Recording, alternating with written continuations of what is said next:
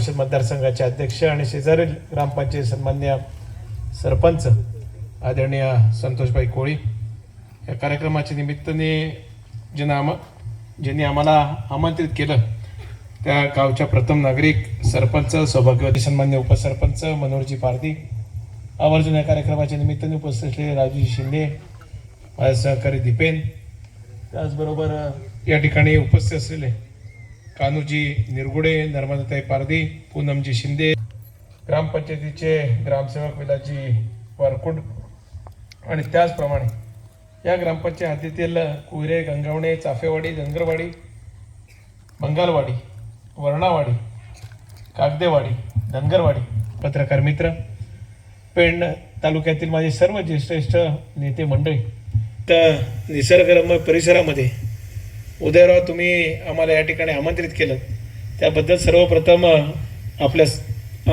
आपले आणि सर्व ग्रामस्थांचे मी या ठिकाणी आभार व्यक्त करतो.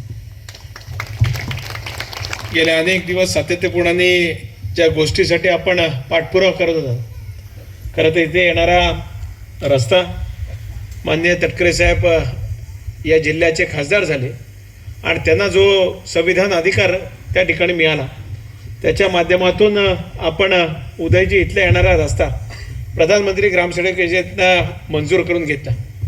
त्याचा उल्लेख मगाशी मान्य उपसरपंच पारधी साहेबांनी केला किंवा माझ्या सहकारी तरुण मित्रांनी या ठिकाणी केला की देशाला स्वातंत्र्य मिळून 75 वर्ष झाली, मात्र डोंगर भागामध्ये दरीखोऱ्यामध्ये राहणारा माझा आदिवासी समाज बांधव असेल, धनगर समाज बांधव असेल, ठाकूर समाज बांधव असेल, माझ्या भगिनी असतील, या उपेक्षित राहिलेल्या होत्या. दुर्दैवीरित्या कळत न कळत आम्हा राज्यकर्त्यांकडनं एक प्रकारे त्यांच्यावर अन्याय झालेला दयाशेठ होता. आज आपल्या सर्वांच्या आशीर्वादामुळे, आपल्या सर्वांच्या पाठबळामुळे मान्य खासदार तटकरे साहेबांच्या माध्यमातून तो अन्याय दूर करण्यामध्ये काही अंशी आपल्याला यश आलं, याचं समाधान माझ्यासारख्या कार्यकर्त्याला या ठिकाणी या कार्यक्रमाच्या प्रसंगी व्यक्त करताना निश्चितच होतं. आज आपण पाहायला गेलं तर बऱ्याचशा योजनांच्या संदर्भात आपण उहापोह घेतला.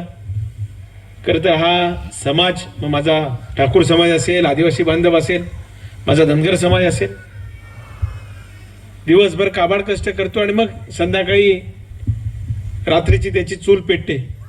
हे आजही राज्याच्या, देशाच्या स्वतंत्र 75 वर्ष अमृत महोत्सव वर्ष आपण साजरं करत असताना आज आपण अनुभवतोय. खरं तर शासनाच्या, केंद्र शासनाच्या असंख्य अशा योजना आहेत, त्याच्या माध्यमातून ह्या सर्व उपेक्षित घटकाला थेटपणाने लाभ कशा पद्धतीने देता येईल याच्यासाठी आपण सर्वजण प्रयत्न करत असतो. पण दुर्दैवीरित्या कळत न कळत काय राष्ट्रीय हस्तक्षेप असतो किंवा त्याच्यामध्ये तेवढीशी काही काम करण्याची दानत बऱ्याच लोकांची नसते. त्याच्यामुळे बऱ्याचशा ज्या काही योजना आहेत त्या उदयराव आपण थेटपणाने या भागातील लोकांपर्यंत दुर्दैवीरित्या पोचू शकलेलं नव्हतं. मात्र तुमच्यासारखे जागरूक लोकप्रतिनिधी त्या ठिकाणी आहेत, आमचे उपसरपंच असतील, आमच्या सरपंच प्रज्ञाताई असतील, यांनी ज्वलंत प्रश्न हाताळण्याचा प्रामाणिकपणाने प्रयत्न केला. ज्या ग्रामस्थांनी, ज्या आमच्या वडीलधाऱ्यांनी, ज्या माता भगिनींनी आमच्यावर विश्वास टाकला, थेटपणाने सरपंच पदाला आम्हाला त्या ठिकाणी निवडून दिलं, आज त्यांच्या उपकाराची परतफेड करत असताना त्यांचे जे काही प्रश्न होते, त्यांच्या काही अडीअडचणी होत्या, त्या दूर करण्याचा प्रामाणिकपणाने प्रयत्न गेल्या 4-4.5-5 वर्षाच्या ग्रामपंचायतीच्या कालखंडामध्ये तुम्ही मंडळींनी त्या ठिकाणी केला. मनोहरजी, तुम्ही सातत्यपूर्णाने या सर्व गोष्टींचा पाठपुरावा केला. खरं तर हा रस्ता होण्याकरता किंबहुना न होण्याकरता सुद्धा अनेकांनी प्रयत्न केले, जिचे साक्षीदार तुम्ही सर्व मंडळी. प्रत्येक ठिकाणी ज्या वेळेस आपण ही फाईल फिरवत होतो त्यावेळेस तिथे कुठलं ना कुठलं तरी काम अडेल, कशा पद्धतीने अडेल याच्यासाठी सातत्यपूर्णाने प्रयत्न झालेला आपण सर्वांनी मिळून अनुभवलं. पण इच्छाशक्ती असेल, काम करण्याची जिद्द असेल आणि आपल्या गावासाठी विकास कामं खेचून आणण्याची चिकाटी असेल तर हे काम कशा पद्धतीने करू शकतो त्याचं ज्वलंत उदाहरण हा येणारा रस्ता जो वरचा आहे त्याचा आज आपण निश्चितच म्हणू शकतो. 5 किलोमीटरचा आपण टप्पा पूर्ण केला.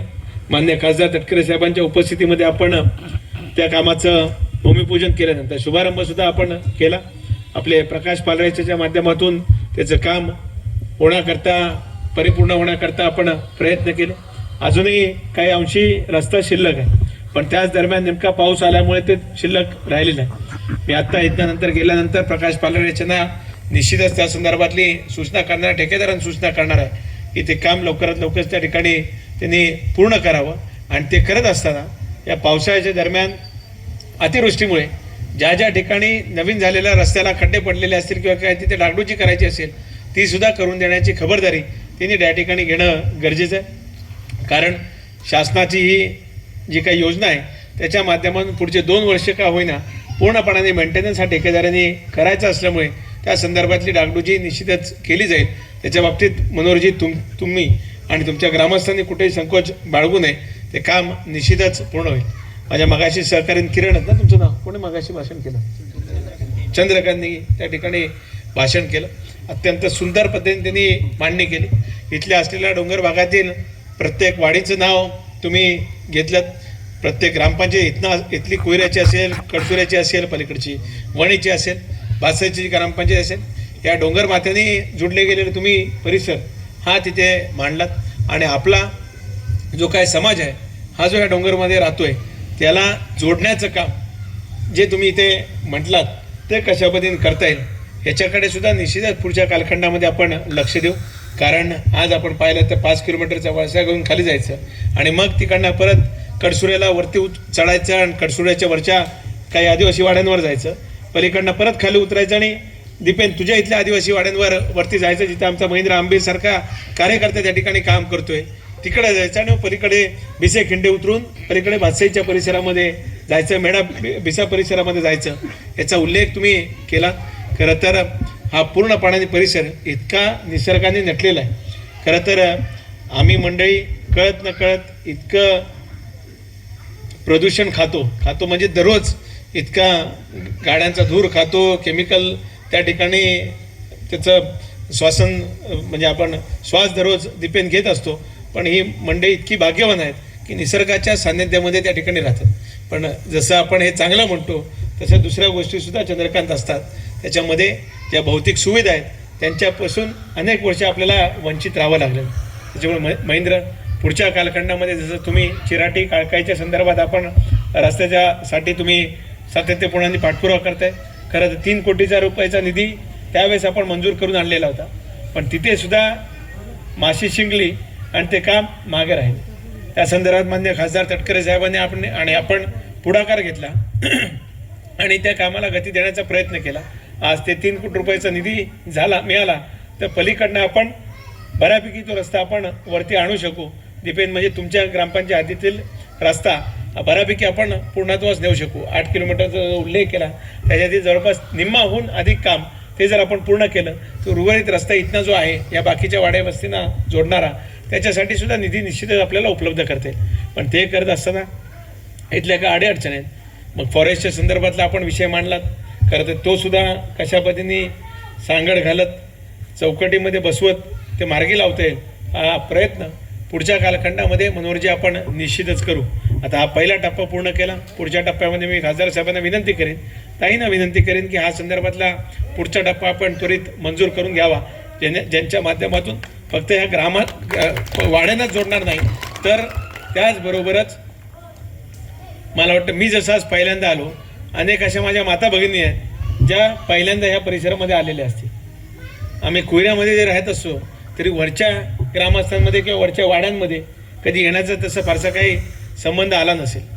त्याच्यामुळे पुढच्या कालखंडामध्ये हा रस्ता झाल्यानंतर पर्यटनदृष्ट्या सुद्धा आपण जर पाहिलं तर इतकं चांगल्या गोष्टी या ठिकाणी होऊ शकतात.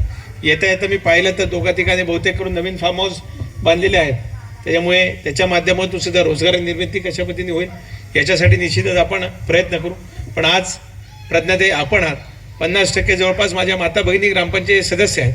तुमच्या सर्वांच्या आशीर्वादाने तुमच्या सर्वांच्या पाठबळामुळे राज्याच्या मंत्रिमंडळामध्ये माननीय मुख्यमंत्री एकनाथजी शिंदेसाहेब असतील, माननीय उपमुख्यमंत्री अजितदादा असतील, माननीय उपमुख्यमंत्री देवेंद्रजी फडणवीस साहेब असतील यांच्या मंत्रिमंडळामध्ये आज आदित्यच्या रूपाने महिला व बालकन्या खात्याचं पदभार त्यांच्यावर त्या ठिकाणी आहे. त्याच्यामुळे आपण पुढच्या काही दिवसामध्ये महिला बालविकास खात्याच्या असंख्य अशा योजना आहेत ज्याच्या माध्यमातून आपल्या भागातील माता भगिनींना एकत्रितरित्या करता येईल आणि आर्थिकदृष्ट्या सक्षमसुद्धा करता येईल. याच वर्षीच्या महिला दिनाच्या निमित्ताने तटकरे साहेबांनी पुढाकार घेतला आणि केंद्र शासनाच्या आणि राज्य सरकारच्या असंख्य अशा योजना आहेत ज्या माता भगिनींना बचत गटाच्या माध्यमातून आर्थिकदृष्ट्या सक्षम करू शकतात, याच्यासाठी पुढाकार साहेबांनी घेतला. दयाश शेठ, मला सांगायला आनंद आणि अभिमान वाटतो, याच परिसरामध्ये रिलायन्सच्या टाउनशिपमध्ये राजू शेठ मध्यंतरी साहेबांनी कार्यक्रम घेतला आणि जवळपास 1500 बचत गट हे त्या ठिकाणी उपस्थित राहिले आणि थेटपणाने शासनाचा निधी त्यांच्यापर्यंत कशा पद्धतीने पोहोचवता येईल हा प्रयत्न झाला. आज ताईच्या खात्याच्या मंत्री आहेत, ते महाभीमच्या माध्यमातून आज जवळपास 35% सबसिडी महिला बचत गटाला मिळू शकते. म्हणजे ₹1,00,000 जर आपण कर्ज काढलं तर 35,000 रुपये थेटपणाने राज्य सरकारकडनं, त्या विभागाकडनं त्यांना ती सबसिडी मिळते आणि 65,000वरच फक्त तुम्हाला व्याज किंवा तत्सम काही गोष्टी किंवा परतफेड करावी लागेल, असं एकंदरीत योजना आहे. माझी प्रज्ञाताई, तुम्हाला आणि तुमच्या सर्व माझ्या माता भगिनी जेवढ्या उपस्थित आहेत, माझी त्यांना विनंती आहे की आपण थोडंसं त्या संदर्भातलं सुद्धा पुढाकार घ्यावा आणि थेटपणाने आपल्या भागातील माता भगिनींना कशा पद्धतीने ह्या सगळ्या योजनेचा लाभ मिळेल याच्यासाठी प्रयत्न करावा. कारण आज काबाड कष्ट करत असलेल्या आमच्या आदिवासी समाजाच्या भगिनी असतील, कातकरी समाजाच्या भगिनी असतील, ठाकूर समाजाच्या भगिनी असतील, आज जर पाहायला गेलं तर आदिवासी समाज म्हणतो बाबा आपण जर म्हटलात तर त्या ठिकाणी कष्ट करून उदरनिर्वाह करत असतात. आज मुंबईसारख्या ठिकाणी, पुण्यासारख्या ठिकाणी आपण जर गेलो तर प्रज्ञाताई बाजारपेठेमध्ये गेलो, दादरला गेलो किंवा पुण्याच्या मार्केट यार्डला गेलो तर आंबा म्हणजे कैरी घ्यायला गेलो तर शेकडा, जसं आपण इथे शेकड्यामध्ये आपण देतो किंवा एक बी आपण ₹1 या परिसरामध्ये विकत असू तर तिथे 30 बी 10 रुपये 15 रुपयांनी त्या ठिकाणी जाते आणि तिथल्या मालाचं म्हणजे जी उलाढाल असते ही मोठ्या प्रमाणावर होत असते. त्याच्यामुळे या सर्व बाजारपेठ कशा पद्धतीने आपल्याला आपल्या भगिनींपर्यंत उपलब्ध करून देता येईल हा तर खरं तर आपण सर्वांनी मिळून प्रयत्न करणं गरजेचं आहे. त्यामुळे आज मी आपल्याला सुचवाच केला आहे. त्यामुळे पुढच्या कालखंडामध्ये ताईंची सोबत बसून रोहा तालुक्यातील, माणगाव तालुक्यातील CDPO असतील, आज त्याचबरोबर आपल्या प्रकल्प अधिकारी असतील, यांच्यासोबत बसून यासुद्धा माता भगिनींना कशा पद्धतीने सक्षम करता येईल याच्याकरता आपण लक्ष केंद्रित करावं, एवढीच अपेक्षा माझ्या महिला सहकार भगिनींकडा या कार्यक्रमाच्या निमित्ताने करतो. आज दुसरी एक अपेक्षा आपण व्यक्त केलीत ती म्हणजे इथल्या माता भगिनींसाठी सामाजिक सभागृहासाठी खरं तर आज 4.5 कोटी रुपयाचा निधी आपण वर्ग केला. त्याच्यामुळे माझ्या माता भगिनींची अपेक्षा आहे की आमच्याकरता सुद्धा काही ना काहीतरी मिळावं. त्याच्यामुळे तुम्ही जी अपेक्षा व्यक्त केलेली आहे त्याच्याकरता सुद्धा माझ्या माता भगिनींसाठी महिला कार्यशाळेच्यासाठी लागणाऱ्या निधी पुढच्या कालखंडामध्ये निश्चितच आम्ही उपलब्ध उद्याराव करून देऊ. मात्र तो करत असताना त्याकरता लागणारी जागा आपण मला उपलब्ध करून द्यावी. त्याच्या संदर्भातल्या निधीची उपलब्धता येणाऱ्या DPCCच्या अंतर्गत निश्चितच तुम्हाला करून दिली जाईल. 10 लाख रुपयापर्यंतचा निधी मी आज आपल्याला जाहीर करतो की त्याला आपल्याला पुढच्या कालखंडामध्ये निश्चितच मिळेल. पण त्याचबरोबरच आज आपल्या मोठ्या संख्येने तरुण वर्ग मला या परिसरामध्ये दिसतोय. अत्यंत सुशिक्षित पुढे गेलेला माझा तरुण वर्ग आहे. यांना सुद्धा रोजगाराची निर्मिती कशा पद्धतीने करून देते याच्याकरता सुद्धा मनोराव आपल्याला थोडेसे पावलं उचलायला लागतील. आज त्यांच्याकरता सुद्धा जो वंचित घटक आहे याच्याकरता सुद्धा शासनाच्या वेगवेगळ्या योजना आहेत. आज आपण पाहायला गेलं तर केंद्र शासनाच्या सुद्धा असंख्य अशा योजना आहेत ज्याच्या माध्यमातून तरुणांना रोजगार मिळू शकतो. त्याच्यामुळे आपण त्या संदर्भात सुद्धा प्रयत्न करावा. आणि महेंद्र, तुम्ही असाल माझा सहकारी, आता इथे याच्यावर भाचायची जबाबदारी देणार आहेत गणेश असेल, यांच्यावर सुद्धा मी जबाबदारी देतो की या परिसरातील तरुणांना तुम्ही संघटित करा आणि त्या शासनाच्या वेगवेगळ्या योजना आहेत ह्या त्यांच्यापर्यंत पोहोचवण्याची सुद्धा खबरदारी तुम्ही घ्यावी. कारण बऱ्याच वेळा असं होतं की आमच्यापर्यंत बोलण्यामध्ये किंवा पोचण्यामध्ये बऱ्याच वेळेला तरुण संकोच करतात.